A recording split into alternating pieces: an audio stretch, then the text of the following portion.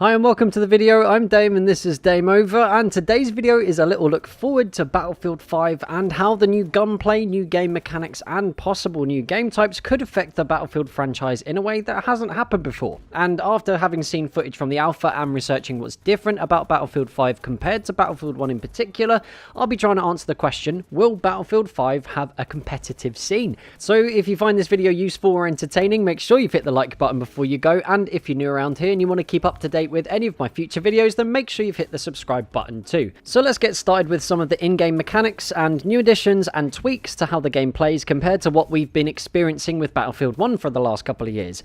There are a huge number of new mechanics that are new to Battlefield 5 or are tweaked versions of what we already have in the Battlefield franchise, but with a stronger emphasis on team play, which is one of the strong points towards Battlefield 5 gaining a competitive scene. The revive mechanic in particular is one that has altered in that all class types are able to revive, but the medic class is the only one that can revive to 100% health, and they can do it much faster than the other classes. It takes far more time to do it with anything that's not a medic, and you only revive players back to partial health.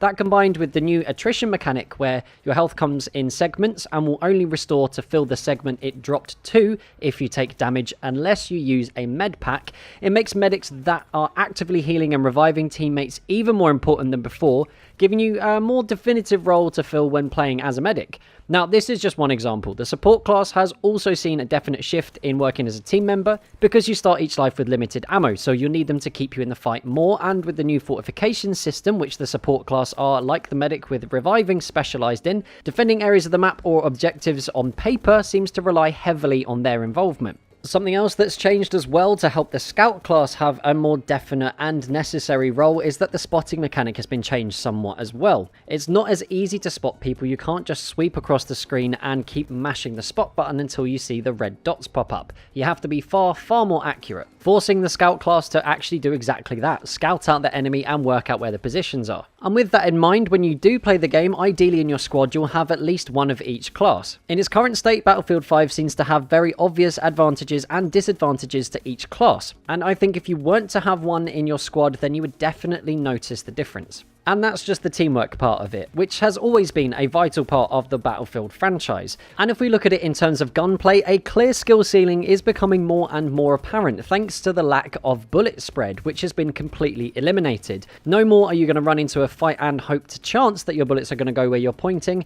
If you're able to control the recoil on your weapon, your bullets will go exactly where you point the end of your gun. That means that those players with a higher gun skill will gain an obvious advantage over those players that aren't as good at controlling their weapons. Now, this is something that can be practiced, and I will be doing exactly that once Battlefield 5 drops, because you can improve on this kind of skill set. It's not up to chance anymore whether you're going to walk away from a gunfight, it's down to your input against the other person's input. Then there are all the new movement mechanics to consider, things like jump shotting, diving out of windows, laying down on your back using an LMG. All of these things, if used correctly, can be used to outplay other players. The most important point though is the very short and strangely introduced Incursions game mode that came along with Battlefield 1 a little while ago. And for those of you who don't know, it's a 5v5 game mode that you can play on smaller versions of the maps, focusing far more on team play and coordination. There was also a slightly different class system brought in with Incursions as well, and the reason I bring it up is because it came at a particularly late stage in Battlefield 1's life cycle, which to me kind of suggests that DICE are testing the waters with Incursions to first of all find out how popular it is, to stress test it, and I think also to find out whether it could be a usable way to play in a competitive playlist. Now, obviously everything I've said in this video is subject to change, but all of this stuff together seems to point towards Battlefield 5 having a competitive playlist in some sort of form. Whether that will actually turn out to be Incursions or some sort of skill-based matchmaking within a different type of playlist that's not a casual one,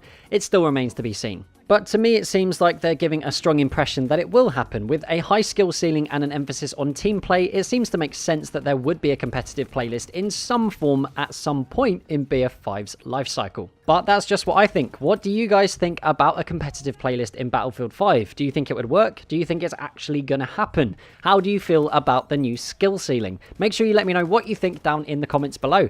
And a quick thank you to those of you guys that are helping to support the channel through Patreon. It's because of you guys that I'm getting that little bit closer to being able to do this full time, and hopefully in the near future that will actually be possible with a bit more of your support. So if you'd like to become a patron yourself, I've left a link in the description. There'll be one in the pinned comment and also a button on the end screen that will take you straight to the Patreon page, where if you'd like to, you can help support the channel from as little as $1 a month. So if you had a good time, make sure you've hit the like button. If you're new around here, hit the subscribe button too. Make sure you've hit the bell button and turn notifications on so you don't miss out on any future posts. As always, feel free to share this video with whoever and wherever you like. And until next time, that's Dame over. Peace.